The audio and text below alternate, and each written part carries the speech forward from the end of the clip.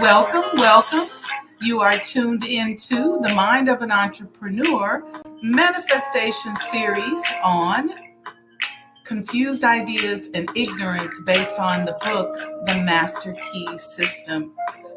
So we are going to give it a few minutes and wait for everybody to get in the room, and then we're going to get started.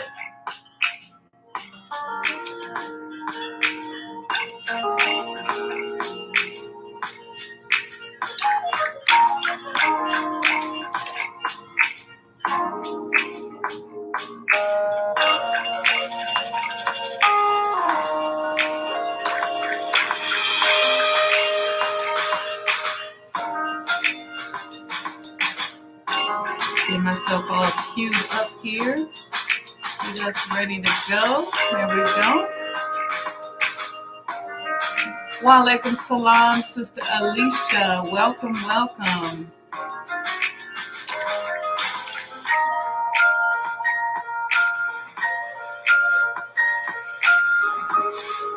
Just had to get my notes together here. Welcome, sis. Welcome, welcome. Good to see you. How did you enjoy the class last week?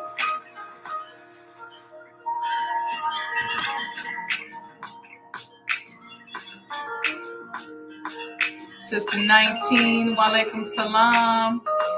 Welcome, welcome. We're going to start in about 2 minutes because we got a lot of information to cover. Let me put this on sound off because everybody will be calling me.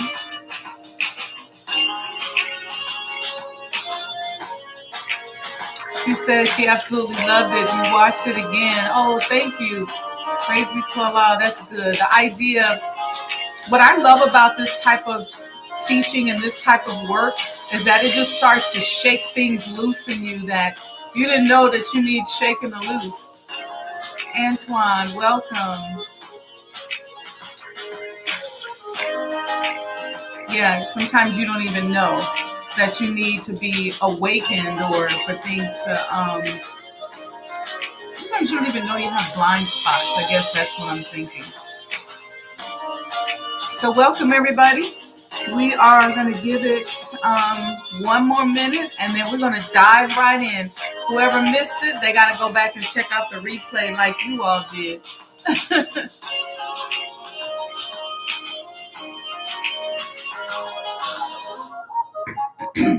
How many people benefited from the homework? How did it go for you? The homework was actually a meditation exercise. I love meditation. I feel like meditation is a game changer. I don't know about you all. For me, it's amazing. Yep, absolutely.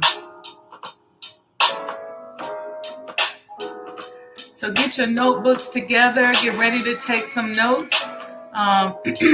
Let's get ready to tweak our minds.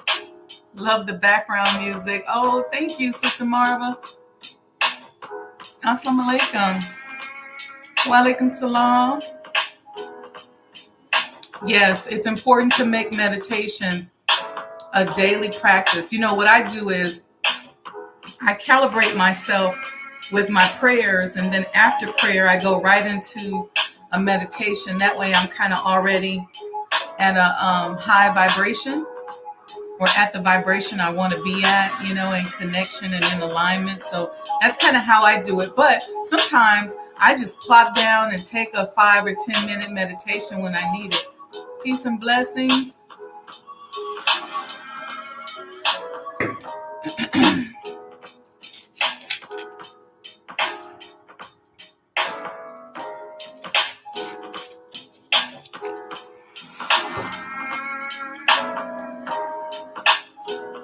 Welcome, welcome.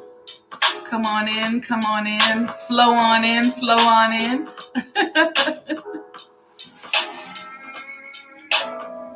All right. The background music is kind of lulling me to sleep a little bit. So I'm going to go ahead and get started. Peace and blessings, everyone. Assalamu alaikum, Sister Alita. All right. So with that, let's dive right in. Get your notebooks and let's go. Let's shake loose. Every time I go through this book, something in my life changes. Something major changes. Let me sit back so I can show off my Elijah coin pendant to y'all. Y'all see that? We're going to have these for sale next week. I'm so excited. This is the copper from the messenger's home. And so I'm just excited about that. But I'm excited about a lot of stuff. Anyway, let me get going here. Welcome again to the Mode Today Manifestation Series. And I call this chapter Confused Ideas and Ignorance, because that is really a big impediment to our success. So, Assalamu alaikum, peace be unto you. Welcome, welcome, welcome. It's based on the book, the classic book written by Charles F. Hannell, called The Master Key System. This series is an extension of my brand, as many of you know, The Mind of an Entrepreneur Today, or Mode Today for short. And I developed this series back in 2011, just 2 years after I started the Mind of an Entrepreneur show from my bedroom here in Chicago back in 2009 on Blog Talk Radio. And I went from that to a national radio show. And now we're working to launch into a television show. So I'm excited about this brand. I started it in honor of my father, who passed away in 2009. And it has done nothing but bless me. I can't say enough about it. So anyway, the Mind of an Entrepreneur brand of products and services, as some of you know, we explore mental strategies and offer free game on how to navigate the world of business. I offer a unique approach to business that combines traditional disciplines with consciousness. I'm an international businesswoman, an industry disruptor, global thought leader, philanthropist, and master business and real estate developer. And I'm striving to become a God and a powerful manifester. So thank you for being here this evening. I'm excited to take you on this journey. Many of you expressed in the chat when we first came on that you enjoyed part one. And let us know in the chat, say something if you enjoyed part one. If you went back and looked at it again, give us some feedback. My goal is to help marginalized people around the world gain access to tools and strategies that will help us to become stronger, healthier, happier, wealthier, and to experience more love. And I'm working to build a model using marginal strategies that will help us do for self and just make it infectious. So let me say this before we begin. You matter. I know sometimes things are scary and you just don't know what your next best move should be. You know, you need to do something. And I'm here to tell you that Allah has never forsaken you. And that if you ask him what your next best move should be, he will be happy to let you know. Don't ever, ever lose hope. Never lose hope. Just hang in there. As President Barack Obama says, have the audacity of hope. Many of you, you may be saying, how do I manifest my business when my business is not here yet? What I want you to do is stop focusing on it not being here yet. Because when you do that, your circumstances become a match with what you're focusing on. Or you say, how do I manifest the money? I'm worried. Well, stop worrying. Yep, I know it's easier said than done when the bill collectors and folks are asking you for money. Trust me, I know. that kind of can keep you in alignment with the vibration of it not being there, right? Because you might be on a high and then a bill collector calls you, or you get something in the mail, or you look somebody in the face that you know you owe money, and then that starts to then recalibrate you to the absence of the money that you want. Or you might be saying, how do I feel better? Or how do I fix my relationship, or get out of a bad relationship, or manifest a better one? Well, we have to become a vibrational match with what we want and not with what we don't want. And here's some techniques that may help you. When you're looking at working on your business and the business is not here yet, work on your business plan. Write it out. Put together a strategy. What is your business going to be like? Plan it, draw it out, get into what it's going to look like, how it's going to feel, what's your color scheme, what do you want your customers to feel like. Stop talking about it and put it together on paper. Get more into putting it together than talking about it. And this will match you up vibrationally with the business as opposed to being a match for it not being a reality yet. Because if you keep talking about it, then your subconscious mind will go, well, it ain't here yet. So you want to put it on paper because your mind's eye will just be focused on what you're creating on paper. You know, when we built the micro hospital in Maryland, I put it together way before we even started it. I drew it out. I wrote it out. I have notebooks filled with concepts and ideas. I carried those notebooks everywhere. I flew on the plane with them. I meditated on it. I talked to myself about it. I talked to Allah about it. I talked to whomever would listen about it. But most importantly, I laid it out on paper and I focused on that more than I focused on the naysayers. And every time I got off the phone with a naysayer, I went to my planning documents and visualized. So I recalibrated myself right back to what I wanted. And I made sure that I spent more time in a day focusing on the reality of my idea than I did on what was not yet a reality. That's very important. You have to take inventory of your day. Don't spend more time talking about what you don't want than you do talking about what it is that you do want. I don't spend a lot of time talking about my ideas as if they're not here. I think on them so much that I know what they feel like in my body. And then I have fun accessing those feelings. All right. So I generally start each session of the series off with a quote. Today's quote is from the Bible. It's Philippians 2:5. Let this mind be in you, which is also in Christ Jesus. When I heard the Honorable Minister Louis Farrakhan recite this verse in a lecture, he put emphasis on the word let, which led me to think about the choice of the word let, which means to not prevent or forbid. So type that in the chat. Let this mind be in you, which is also in Christ Jesus. Okay. The emphasis on the word let. And let means to not prevent or forbid. To let means to not prevent or forbid. So in order to let something, that means that it is asking or trying, right? So if I let you in my house, for example, that means you're asking to be let into my house or that you're trying to get into my house. The Bible didn't say go and get the mind and use this mind that you find, nor did it use the word allow. It said, let this mind be in you, which is also in Christ Jesus.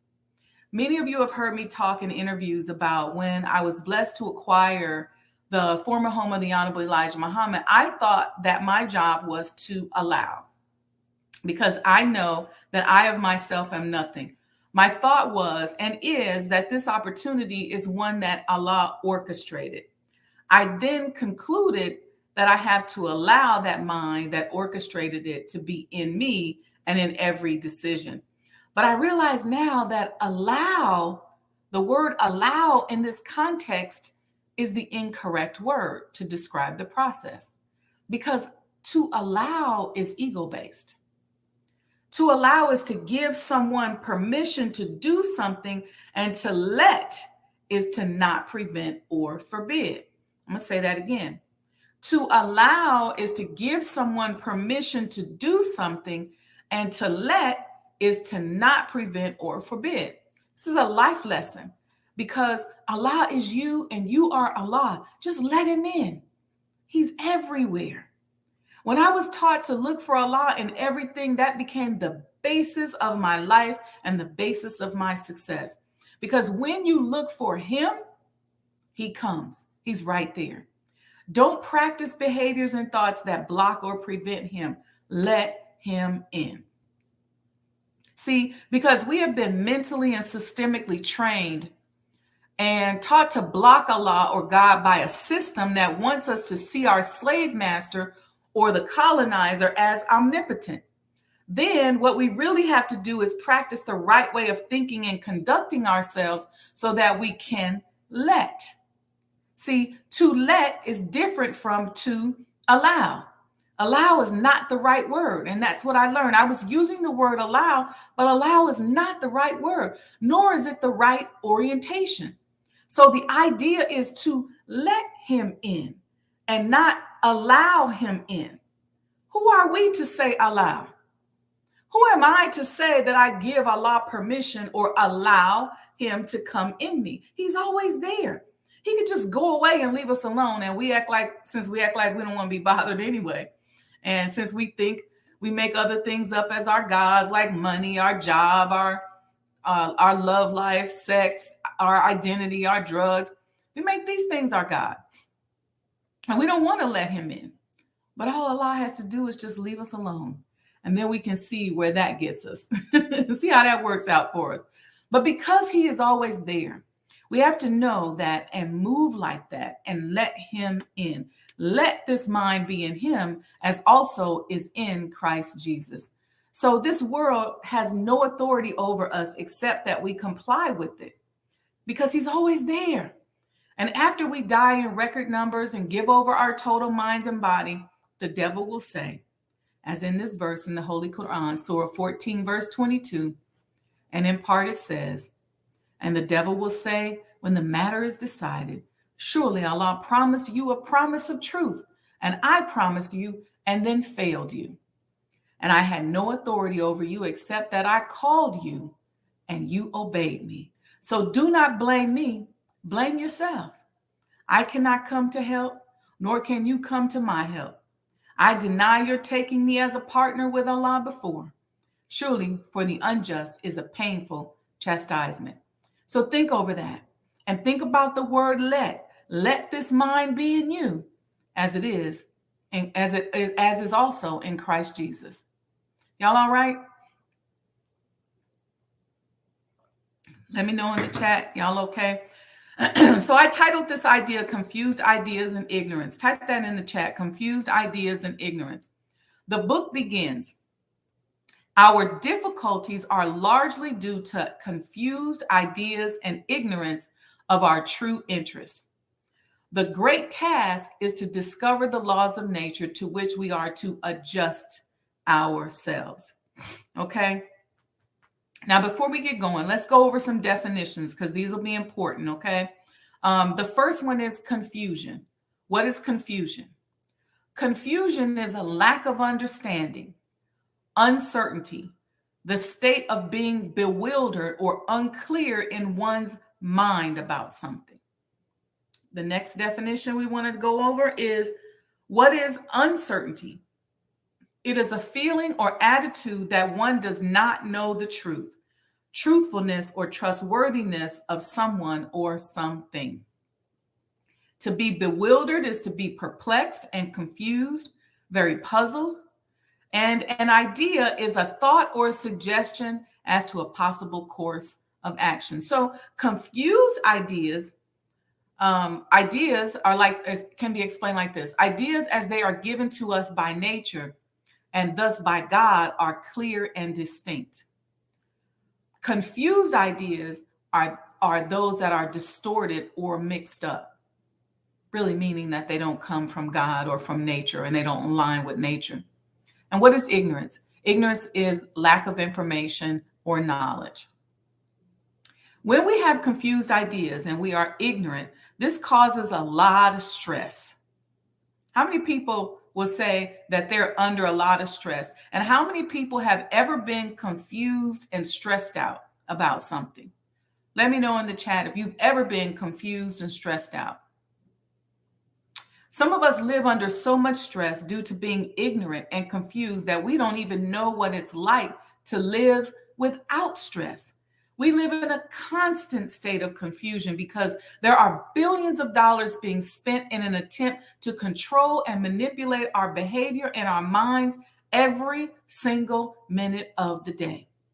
History has been manipulated, especially our history. We can't discern truth from falsehood. We can't tell the difference between news and marketing.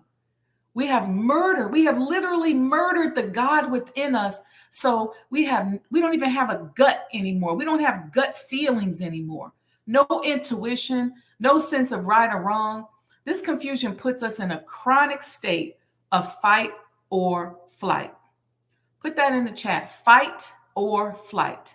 And when I say a chronic state of fight or flight, think about in medicine, you can use the word chronic or acute. And to remember what they mean, the word chronic, think about chronological, meaning that it has gone on for a long time. A chronic state of fight or flight. That's what this confusion does. It keeps us in a chronic state of fight or flight. And let me tell you, fight or flight is designed to save us from danger. It's not a state that we should live in all the time. The fight or flight response is an automatic physiological reaction to an event that is perceived as stressful or frightening. The perception of threat activates the sympathetic nervous system and triggers an acute stress response that prepares the body to fight or flee. But if you are in a state of fight or flight every time you watch TV, go to the grocery store, talk to your wife, go to work, see your husband, what do you think is happening to your body? Many of you who listen to the Mind of an Entrepreneur show, you've heard me explain this. You can listen to past episodes and hear about this in detail. But if you're in a state of fight or flight, you have certain physiological responses that you experience, like the blood in certain parts of your body rushing to your muscles and decreasing to certain organs.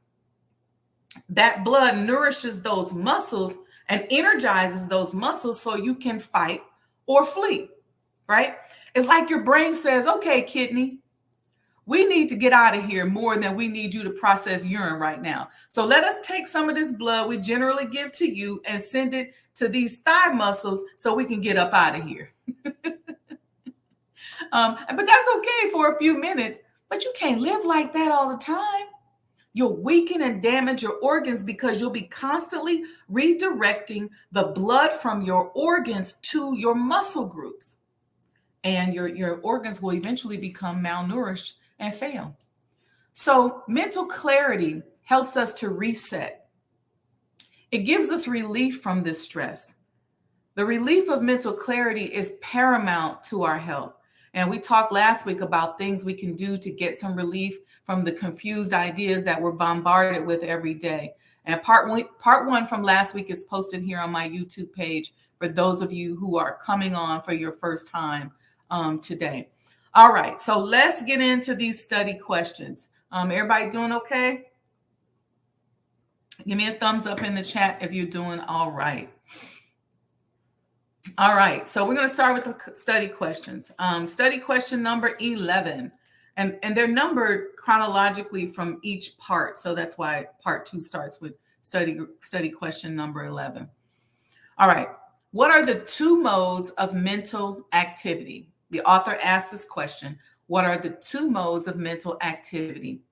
And his answer is conscious and subconscious. All right, so let's break this down. What is a mode? M-O-D-E. A mode is a way or manner in which something occurs or is experienced, expressed, or done. Meaning you can experience something consciously or subconsciously. And mental activity or neurological stimulation can be described as anything that stimulates, activates, or enriches the mind. Stimulation can be provided internally from thought or externally from your environment. Okay? Now, let's go to number 12. Upon what do ease and perfection depend? That's the author's question. And the author answers, ease and perfection depend entirely upon the degree in which we cease to depend upon the conscious mind. I'm going to say that again because that's powerful. Ease and perfection depend entirely upon the degree in which we cease to depend upon the conscious mind. So let's think of it this way. How do we access ease and perfection? How do we become ease, easier and perfected in our inner body. How do we do that? How do we reach that state of peace, ease, and perfection? We have to stop depending upon the conscious mind. And you go, huh? Well, think about that. You have to go into a space where sometimes you have learned and prepared enough that you do it unconsciously or based upon your subconscious. In business, you've heard me refer to this as professional intuition. I've been in and around business so long that my professional intuition is very developed, like a seasoned actor or singer. Think about driving. This is another good way to think about it. Do you think about how to drive or do you just do it now? You've probably been driving so long that it's just second nature. You don't think like, okay, let me put the car in park. Let me turn on the windshield wipers. Let me turn the lights on. You don't think about that. You just go, I'm going to get in and I'm going to drive. And it comes from your subconscious mind. That's what I mean by when you move beyond your conscious mind, where you expand beyond your intellectual capacity, you can reach a point of ease and perfection. We learned last week that the subconscious mind is the God mind. And you've all heard me say that we have to set our goals high enough that we're forced to push beyond our intellectual capacity in order to meet the goal. That's where the magic happens. That's where you meet Allah. That's where you have to call on him and he comes to you and helps you get through or helps you create something even more beautiful because he gives you that ease and perfection so that you take it to a whole nother magical level. Part 2 of this book put me in the mind of self-improvement, the basis of community development study guide number 1. Y'all remember that? Mixed feelings and controversy? Type that in the chat. It's mixed feelings and controversy. How do we handle it, actually? And the study guides read like this. I'm going to read a little portion of that study guide because this is what kind of made me think about this. The first emotion we experience at birth is fear. The first emotion the prophet feels on being called is fear. But the prophet does not remain afraid very long. Allah gives him assurances that there is a power with him infinitely greater than the powers opposing him. He gives comfort and encouragement to the prophet when no one else can, strengthening his servant in the knowledge that there is no God but Allah. Because of his great love for his people, the prophet experiences grief, sometimes despair over their rejection of the message, for he knows that their destruction is inevitable unless they accept the truth. Allah relieves him of his pain and sorrow, brings him out of his depression. The prophet deals with opposition, rejection, by seeking refuge in his Lord, in Allah God. He is refreshed and rejuvenated by his communication with the God, and he stands firm, resolute in the face of opposition and rejection. It goes on to say that clearly the Honorable Elijah Muhammad was received with bitterness, hostility, and vehement opposition. The attitude of the opponents did affect people greatly. The minister says that he would always say, "Flee to Allah," and he practiced what he preached. He always sought refuge in Allah. He did not go to the bottle, to drugs, or to things of the world to escape his pain. He drew comfort from the only true source of comfort there is, Allah God. And Minister Farrakhan, who has been just heavy on my mind and my heart today, is dealing with the mixed controversy around him the same way the Honorable Elijah Muhammad did. He seeks refuge in Allah. How else could he withstand the pressure were there not an infinitely greater power with him than the powers that are against him? What a beautiful example he is. So when we are challenged in our businesses, going to our God mind is where we will find ease, comfort, and perfection. Let me share a quick story. In around 2005, this story is how quickly the God mind can come and rescue you from something that somebody may do to you that can send you spiraling. So around 2005, I think, I got my first office downtown in the West Loop here in Chicago. I was so excited and so proud of that office. I remember signing the lease sometime in the summer around 4 or 5 p.m. And then I immediately went home to get my computer and stuff so I could set up the office that night. That's how excited I was. I remember rushing home and looking for something to put everything in instead of like using boxes that I'd have to carry back and forth to my car. And I remember my mom had given me this red grocery cart, and I put everything in that cart. And when I got in the car, when I got back to the office with all my stuff in the cart, it was around like maybe 8:30ish. And as I walked up to the entrance to put my entry code in the box, this older white man walked out of the door. Now I'm so busy thanking Allah and being grateful for this nice office that I didn't really pay much attention to him.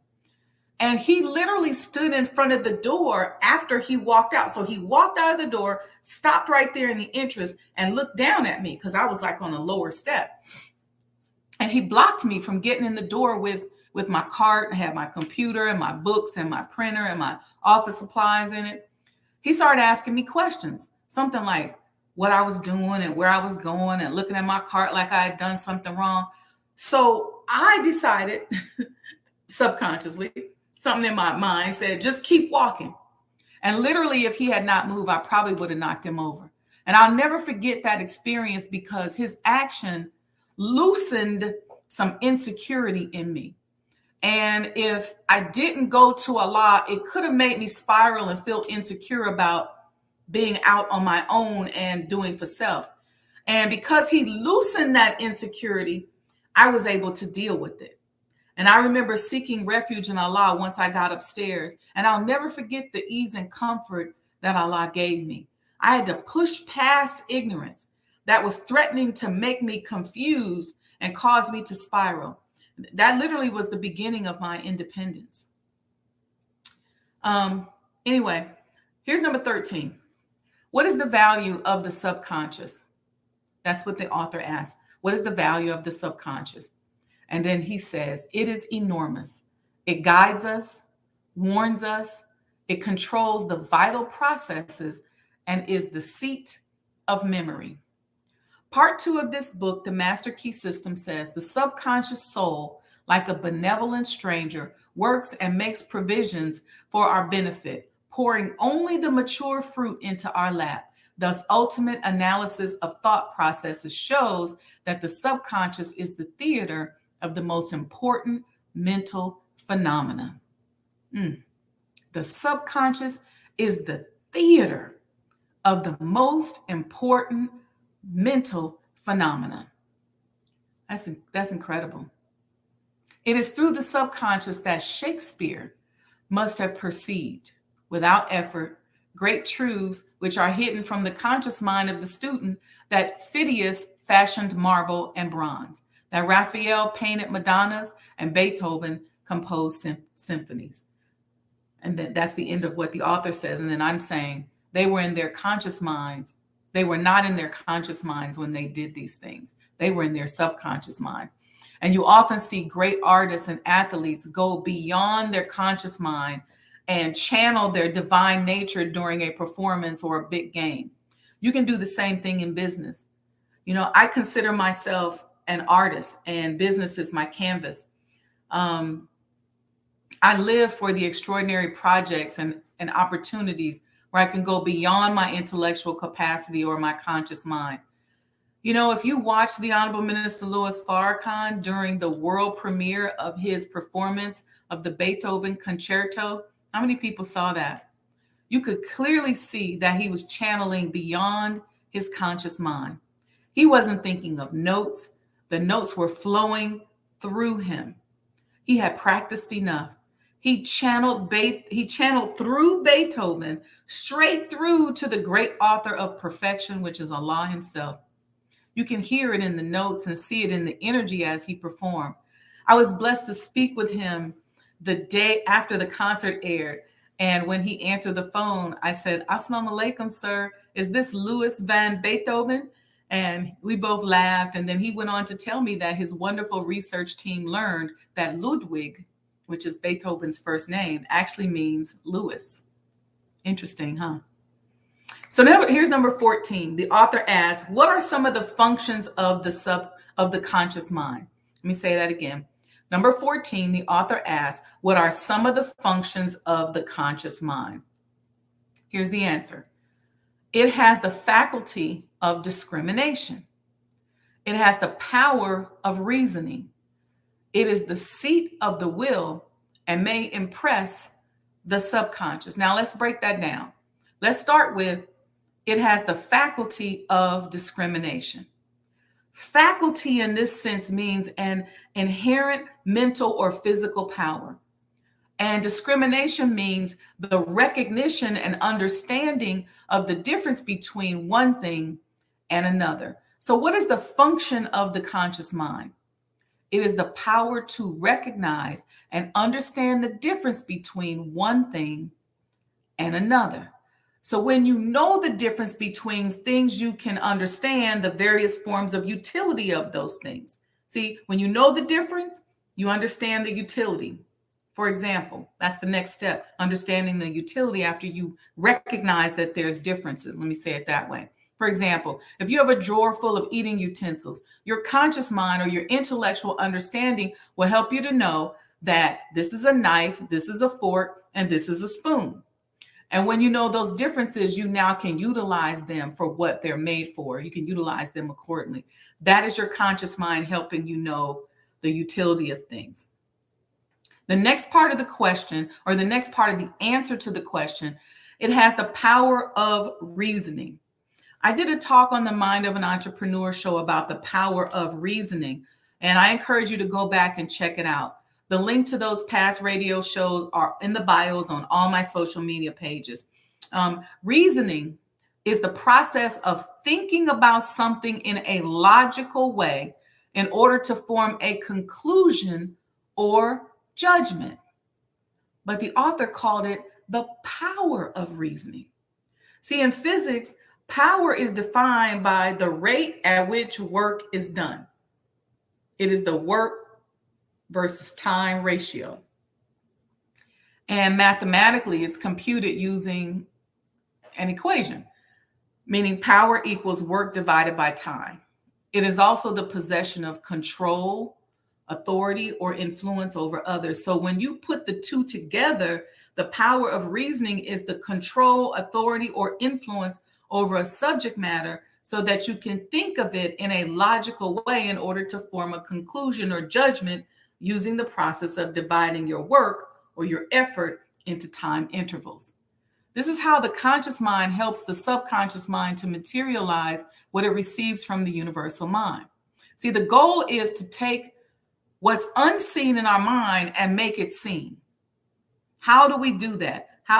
People ask me all the time, like, how do you think of these things? And next thing you know, we've seen it. Well, these are some of the processes that I use. Now, there are many different ways to reason or think about something that we don't have time to go into here for the interest of time. But let me just say this. You got deductive reasoning.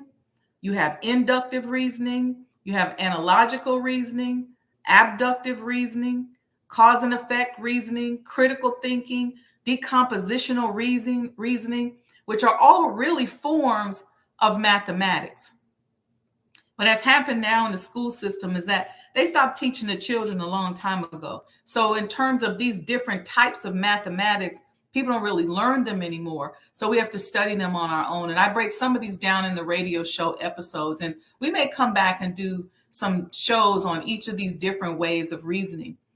Another function of the conscious mind is that it is the seat of the will and may impress the subconscious mind.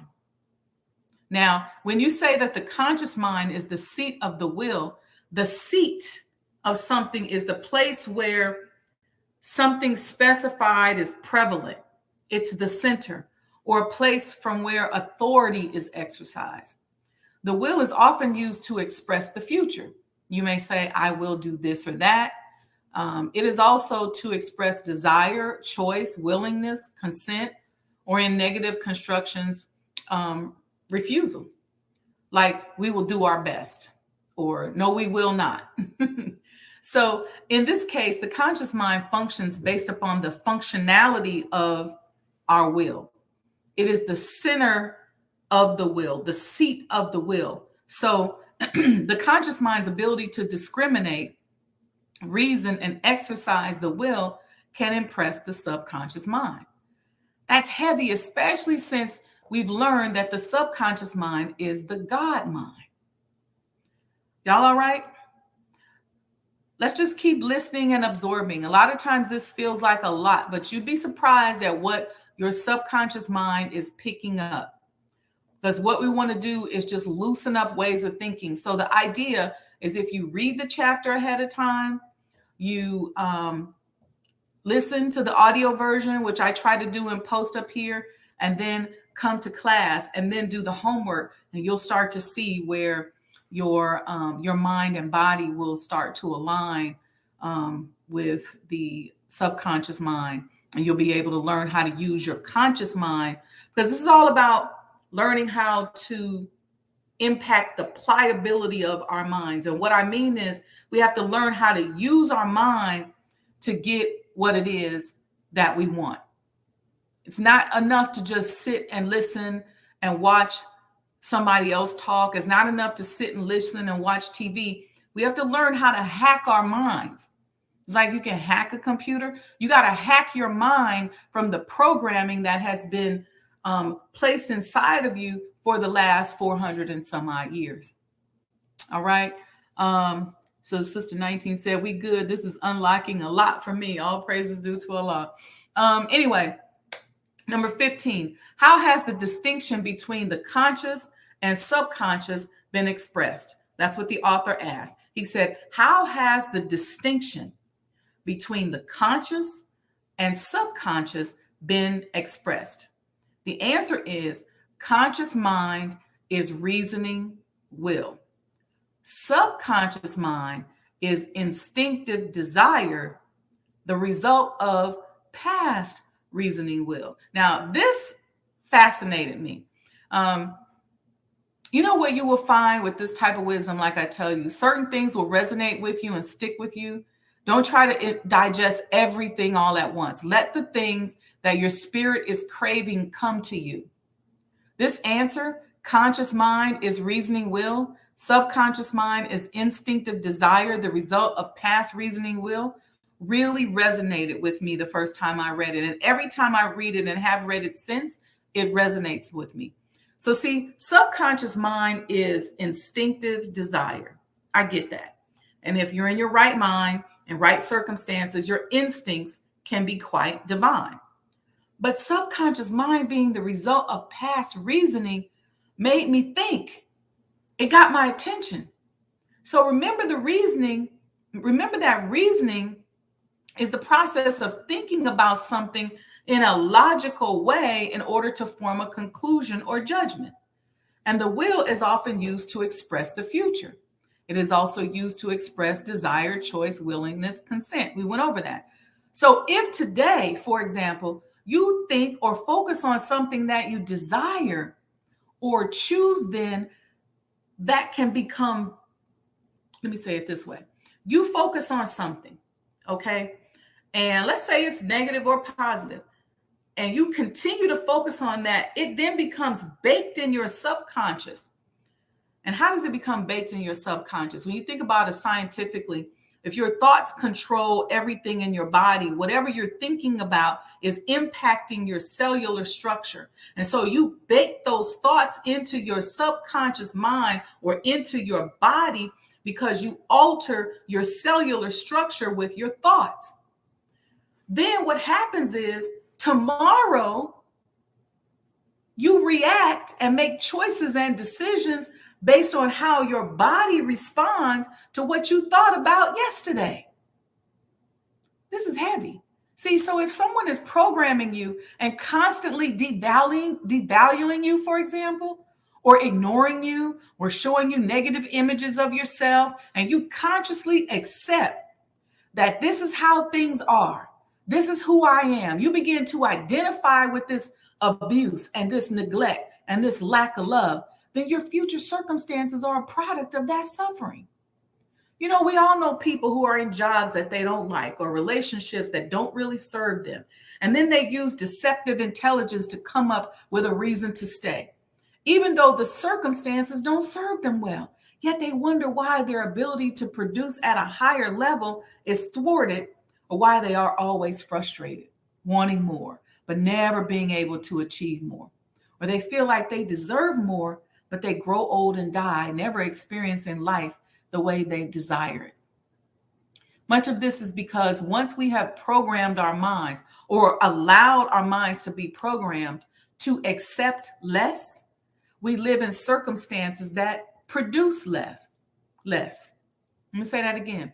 Once we have programmed our minds, or allowed our minds to be programmed to accept less, we live in circumstances that produce less. Remember, the Honorable Minister Louis Farrakhan said that thought is the power that changes physical reality. Type that in the chat. Thought is the power that changes physical reality. So if you are programming your mind to accept less than what you deserve, then your physical reality will be less than what you deserve. You will begin to self-identify with less than what you deserve. And you may even fight to protect your limited identity. This is heavy. Why will you fight? Why would you fight to protect a limited identity of yourself? Because you've been programmed to believe that that's who you are. So one of my goals is to never be satisfied with less than in my life, because I never want to self-identify with less than. See, if I self-identify with less than, then my life, lifestyle, and everything around me will be less than. It's powerful. All right, let's go to number 16. Number 16, the author asks, what method is necessary in order to impress the subconscious? And he answers, mentally state what is wanted. Very simple. So in order to impress or make a mark on our subconscious mind, we have to first be mindful of our mental state. Type in the chat, be mindful of my mental state. I think like this. If I set a goal, then I try to figure out what mental state I need to be in order to reach that goal. So I come up with the goal. I think about how I feel when I reach the goal. And I get real familiar with that feeling so that I can call it and change my emotional state. You know, it's like an athlete before they get ready to go out on the field or on the court or do whatever they're doing, they put themselves in a mental state. Well, I'm doing the same thing, only in business and with my goals. And so I try to figure out how I will feel when I reach that goal. And then, no, let me say it this way. I don't try to figure that out. I know how I feel. So then I start chasing the feeling. So if I say, I want to make $1 million this year, or I want to get a new car, or I want to build a new business, or I want to sell 200 of whatever, then I think about how I'll feel when that's done.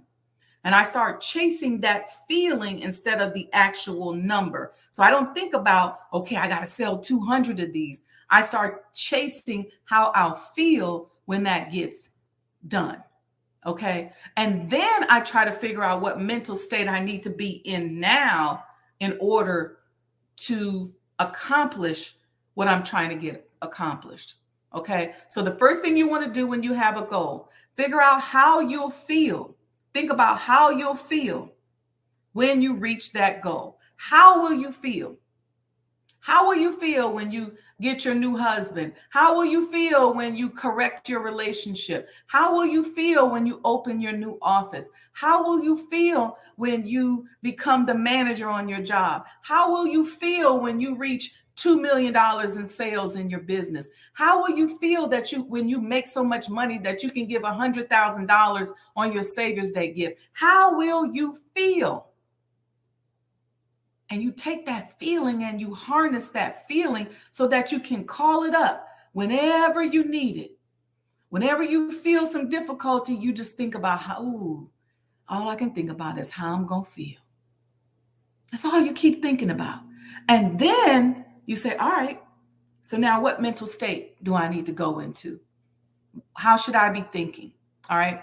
Um, there are 7 primary mental states, and we're going to run through these really quickly. Um, the first one is love.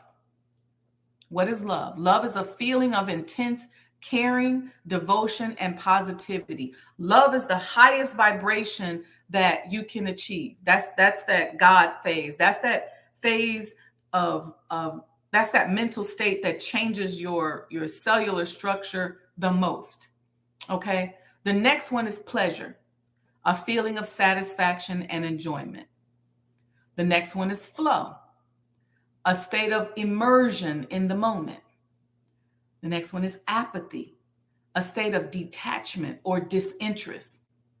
Then there's anxiety, a state of worry about the future. There's pain, an unpleasant mental state that can be described as suffering. And then there's hate, a painful state of hostility. So I believe in making things happen. In business, you are only as good as what you can make happen. Type that in the chat. In business, you are only as good as what you can make happen. You have to figure out, as a business person, as an entrepreneur, how to make things happen. People cannot bring ideas to you, and you cannot be where ideas go to die. You don't want to be the idea cemetery. You want to be able to make things happen. You don't want your own ideas just constantly dying within you. In business, you are only as good as what you can make happen. All right. Let me remind you again of that process. When you have a goal, you have something you're trying to make happen, you think about how you will feel emotionally when you make it happen. And you think about that enough that you can call up that emotion on demand. You can change your emotional state on demand. And then you figure out, you back into it. You go, okay, what mental state do I need to be in to get this? Because I want that high. Okay. So, like I said, I like making things happen. In business, you are only good as what you can make happen. You can talk, but if you can't make it happen and you ain't making it happen, then I have to say you're only as good as what you can make happen. That's how I say it. And if you know me, you know that I try to live in a space of love, pleasure, and flow. Some people say I live in la la land. And I had a relative say, girl, you ain't gonna never find a man in that la la land you live in. And I said, well, I'll find someone who wants to come to la la land. So love, pleasure, and flow. That's my thing. Those are my productive states. Anxiety and pain are not unavoidable, though.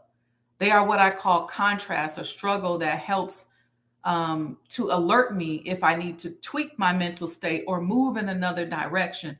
So we don't run from struggle. We don't run from contrast. That's actually our friend, because that's how we develop into what it is that we're chasing. See, we have that desire. That desire is the manifestation. Then we start to think about, how will I feel emotionally when that desire comes to fruition? And then what mental state do I need to be in?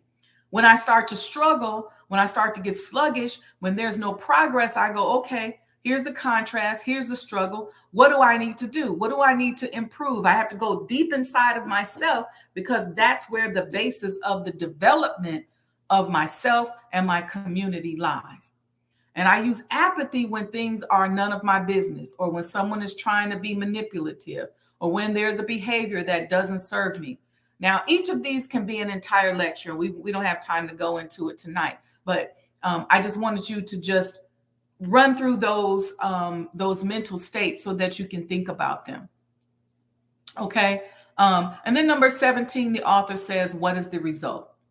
And his answer is, if the desire is in harmony with the forward movement of the great whole, forces will be set in motion, which will bring about the result.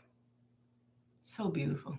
If your desire, if you want something, and your desire is in harmony with the forward movement or the motion or the momentum of the great whole or Allah, then the forces of the universe will be set in motion to help you bring that result about. Y'all don't hear me. You don't hear me. So remember, we talked about desire on the Sajda Saturday morning coffee talks. Desire in and of itself is a manifestation. Okay. We just have to make sure that those desires are in harmony with the forward momentum of Allah. I'm going to talk about momentum a little bit, but desire is a manifestation, and a desire is just manifestation in an embryonic stage. So don't disrespect your desires. Don't kill them before they even begin to take form. You know how they tell you that in the first trimester of a pregnancy, you have to be ever so careful because you can miscarry, you can cause birth defects. The same is true with your desires. Don't dismiss your desires. You shouldn't really even overly share your desires. See, there are risks associated with the ongoing concern of your manifestation when you mishandle your desires. See, because you get a desire in, and sometimes we mislabel it or we misdirect it, and it falls out of harmony with the forward momentum of Allah. Or we get a desire in and we go, man, that ain't gonna never happen. We kill it before it even starts to form. Or we get a desire in and we do this. We get excited and then we get sad. We get excited and we get mad. We get excited and we start moving forward, and then we start keeping score. Let me look and see how big it's gotten. Let me look and see if it's grown.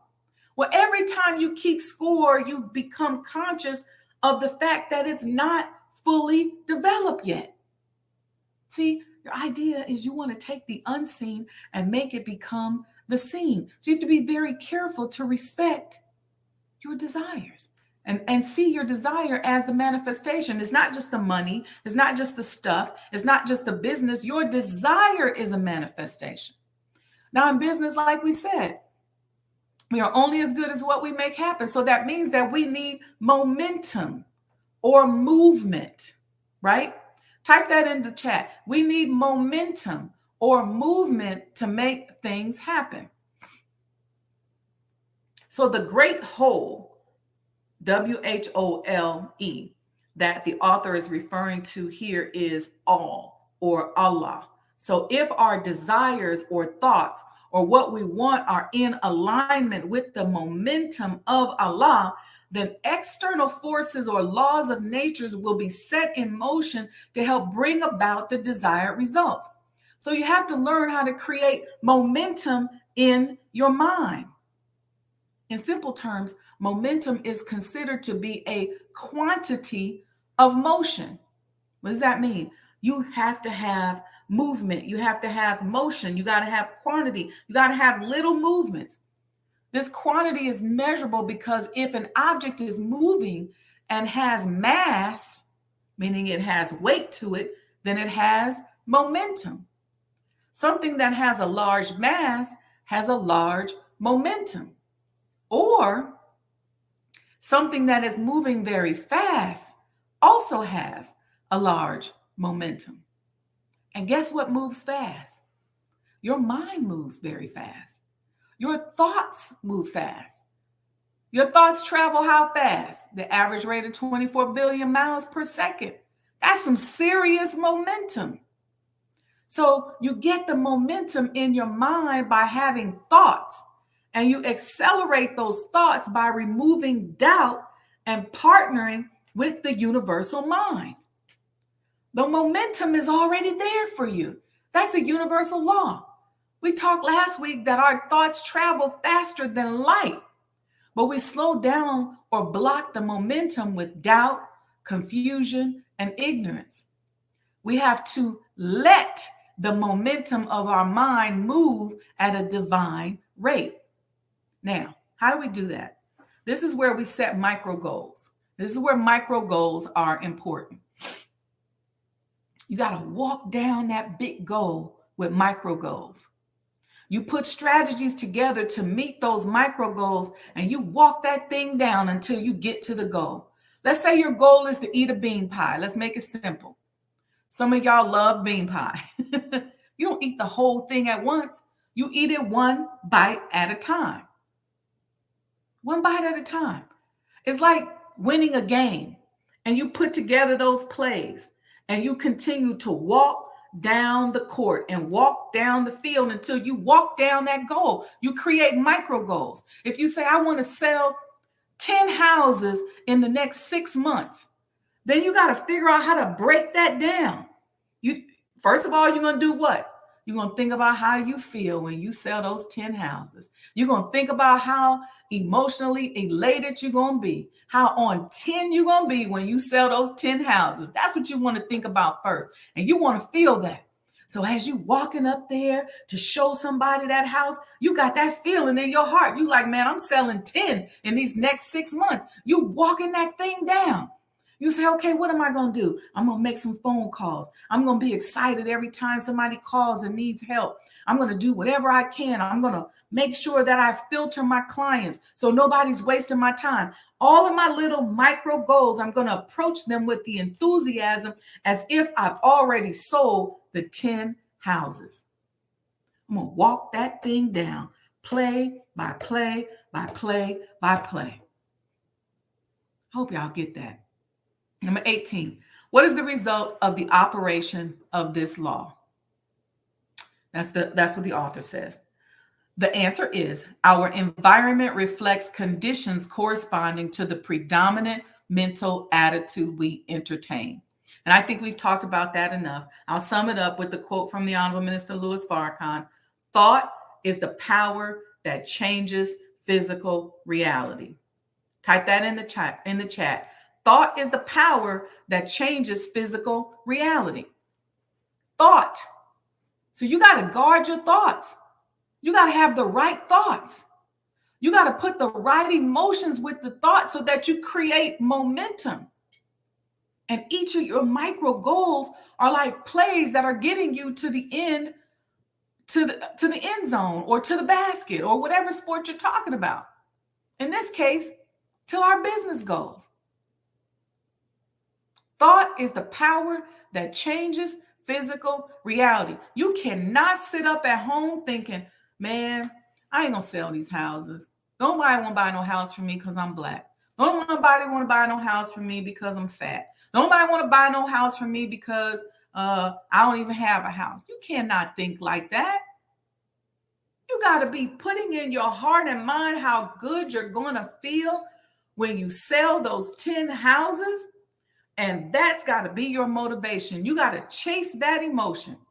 Every time you start your car up to go show somebody a house, you got to be feeling good. You got to be smiling. You got to be looking good. You got to be looking like you done already sold those 10 houses. Number 19, the author says, what name has been given to this law? And the answer is the law of attraction. And number 20, he asks, how is the law stated?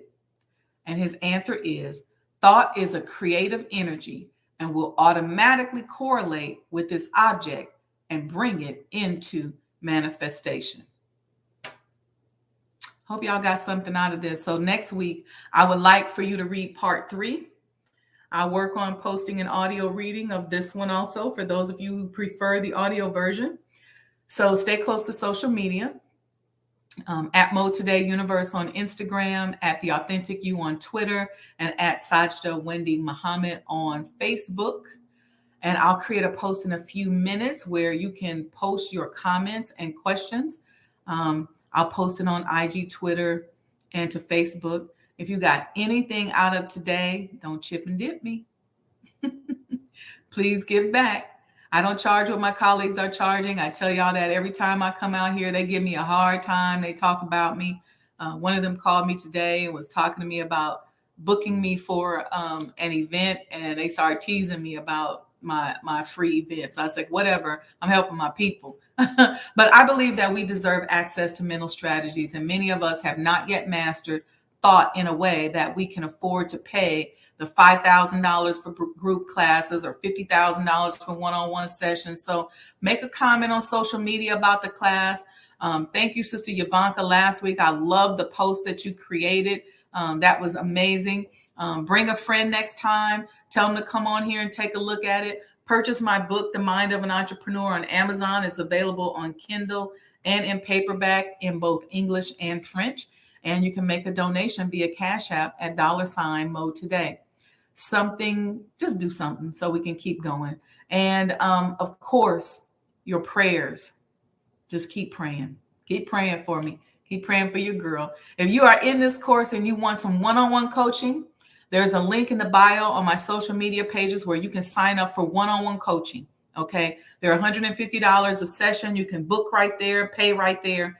There's limited slots available because of my schedule. So you got to move quickly. Once they fill up, you'll have to wait a few weeks. So with that, I wish you all more love and goodness than you've ever received or imagined.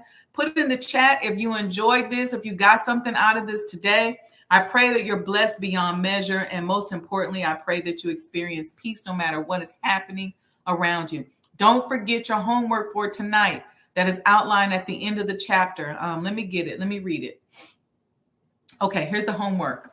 This is from the author. He said, last week, I gave you an exercise for the purpose of securing control of the physical body. If you have accomplished this, you are ready to advance. This time, you will begin to control your thought. Always take the same room, the same chair, and the same position if possible. In some cases, it is not convenient to take the same room. In this case, simply make the best use of such conditions as may be available. Now be perfectly still as before, but inhibit all thought. This will give you control over all thoughts of care, worry, and fear, and will enable you to entertain only the kind of thoughts you desire. Continue this exercise until you gain complete mastery. You will not be able to do this for more than a few minutes at a time. So what he wants you to do is sit in a chair and just try not to think. And he's saying you won't be able to do this for more than a few minutes at a time, but the exercise is valuable because it will be a very practical demonstration of the great number of thoughts which are constantly trying to gain access to your mental world. And you'll find that as soon as you sit down, you start thinking of all kinds of things, commercials and everything. It's funny how your mind just so easily gets programmed. My brother and I used to play this game when we were little, where we would come home at the end of school day and say, what song was in your mind all day? And more than likely it would be a song that one of us heard or we both heard in the morning on the way to school. So be careful with your programming. Next week, he says you'll receive instructions for an exercise which may be more interesting, but it's necessary for you to master this one first. And what I'll do is I'll post so that you can ask questions through the week. And remember, our quote for today's class is from the Bible, Philippians 2:5. Let this mind be in you that is also in Christ Jesus. See you all Saturday, inshallah, for the Sajda Saturday morning coffee talk, where we talk about life, love, and business. Let me know here in the chat how you enjoyed class tonight. And bring a friend, tell somebody about it, and this will be posted so that you can come back and listen to it. So thank you, all of you who are here, and I'll see you all next time. Peace and blessings. All right. Y'all want me to go out with my little music? I don't know if I can find it again. Oh, yeah, here it is. All right. Yep, fist bump, Kevin. Class was insightful. Thank you. Beautiful class.